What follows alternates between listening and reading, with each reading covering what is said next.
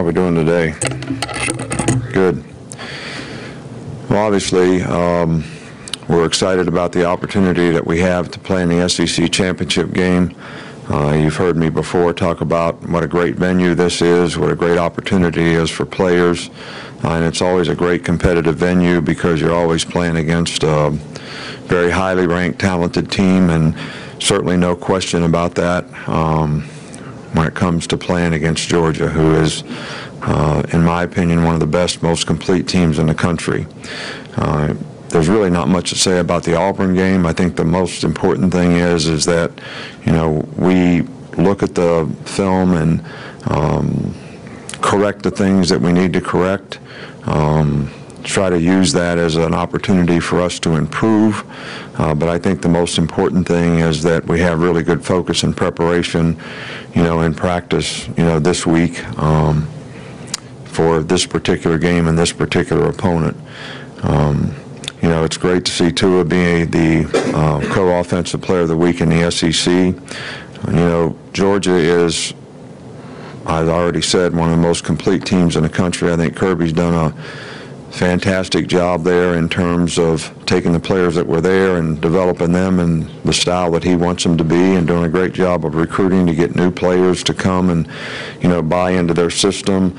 They have some very impressive wins this year. They're one of the top-ranked teams on offense in terms of point production, ability to run the ball, make explosive plays. The quarterback does a really good job for them. Defensively, they're one of the top teams in the country as well in scoring defense and yards against, and very sound in what they do and very well coached on both sides of the ball. They have really good specialists. Their special teams are really strong. So when I say this is a complete team, I mean that in all phases of the game they do a really, really good job, and it's going to be the biggest challenge we've had to date. Coach, we'll start over here with Ben. What kind of a challenge is Georgia on special teams, particularly in their punt return game? Well, you know, Hardeman is really, really a good returner, and, you know, they've made some explosive returns this year. So we'll have to do a great job of covering. We also have to protect, especially after last week where we had an error in protection and, you know, got a punt blocked. But they do a great job of holding up, and he's a very dangerous returner. Obviously, to me, the best we've seen all year. Coach in the middle here with Michael. Where do you see the biggest differences in Georgia this year compared to last year? Well, I hate comparison questions, but you know, they haven't really like dramatically changed. I think they've made a lot of improvement. I think their efficiency on offense has been very good all year long. I think the quarterback is more experienced, actually playing even better than he did a year ago, which was really, really good. They have new backs, but those backs are very, very productive. And I think they have outstanding skill guys that have all improved over a year ago.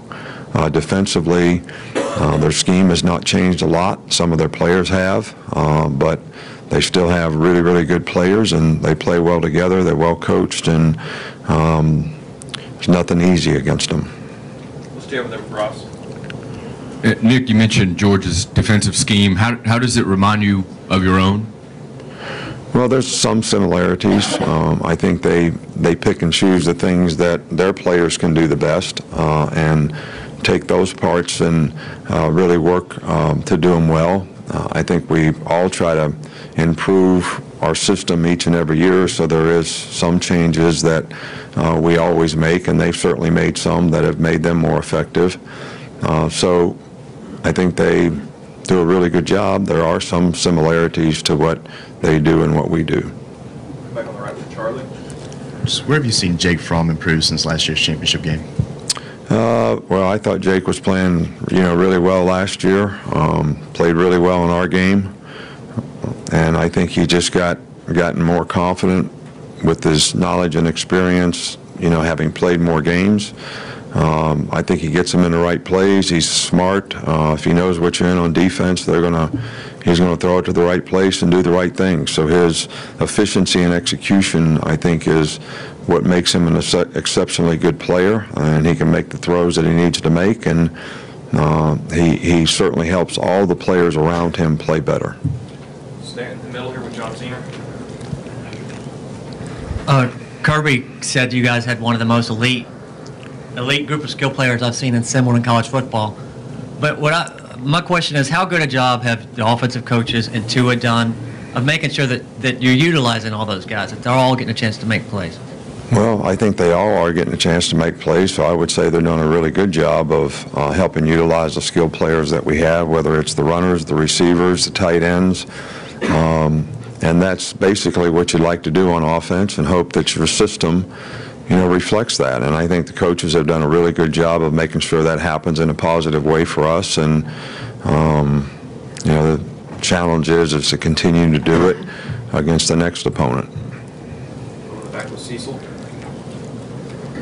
Coach, in dealing with the half suspension, how does Jared's absence affect your dime package? How much dime would you be expected to run anyway? What's the I don't know, but as soon as I get out of here, I'll call Kirby and tell him exactly what we're going to do, so they would be able to prepare for that and all that. So I'm not willing to share what we're going to do right now, but I'll call him, then you call him and ask him, and then he can tell you. Okay.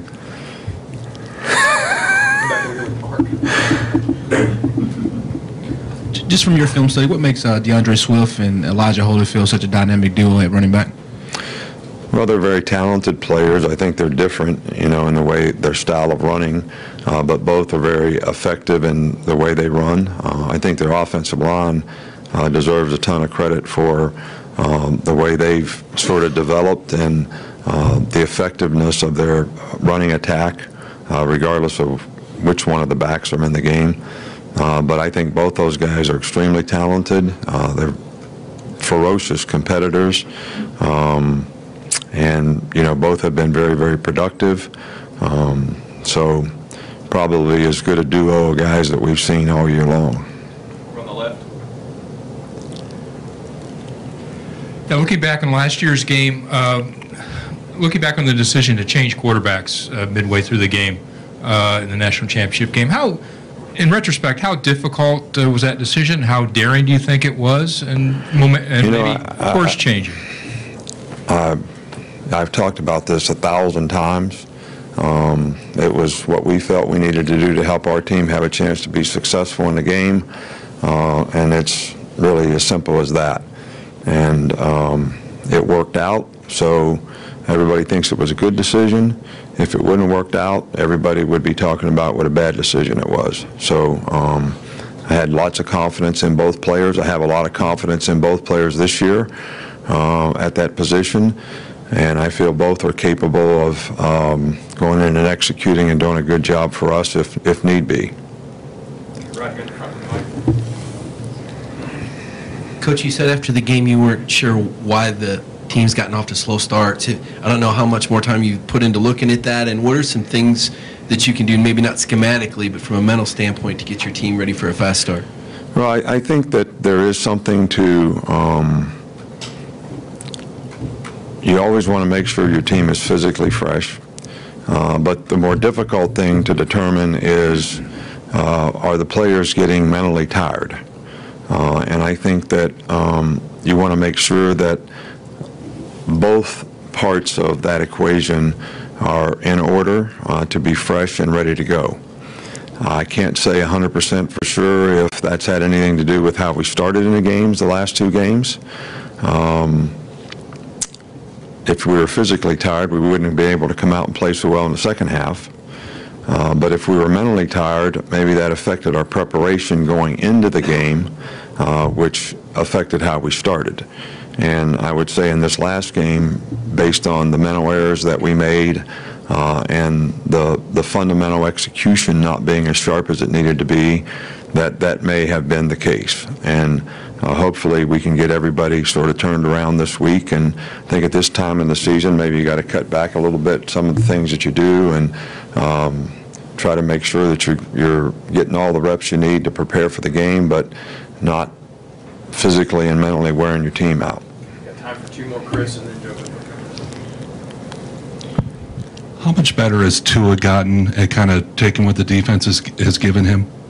Well, I think he's always been pretty good at that. That's been one of his strengths. He's very instinctive, and he reads things quickly and makes quick decisions. But I think as his knowledge and experience has grown, and there are certainly things that he can continue to grow on that would help him eliminate, maybe some of the negative plays, although there haven't been a ton of them.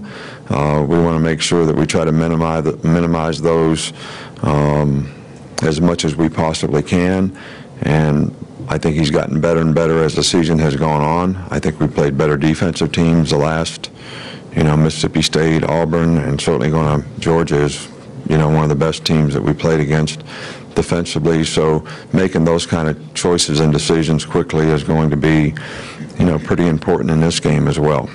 Last one with Joe. Nick, what has Georgia's defense been able to do this year to limit the long passing plays from the line of scrimmage, and how is that going to affect how you approach this game?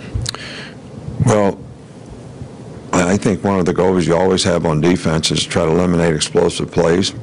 I think one of the goals you always have on offense is try to make explosive plays. And I think people that are successful on defense are able to take away explosive plays. They have a very good secondary. They have a good scheme.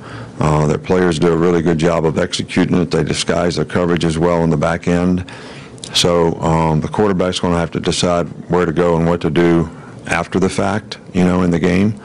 But I also think it's going to be important on both sides who wins the sort of turnover explosive play combinations, in games like this, because I do think they have a significant impact, on the outcome of the game. Thanks, Coach. All right, thank you.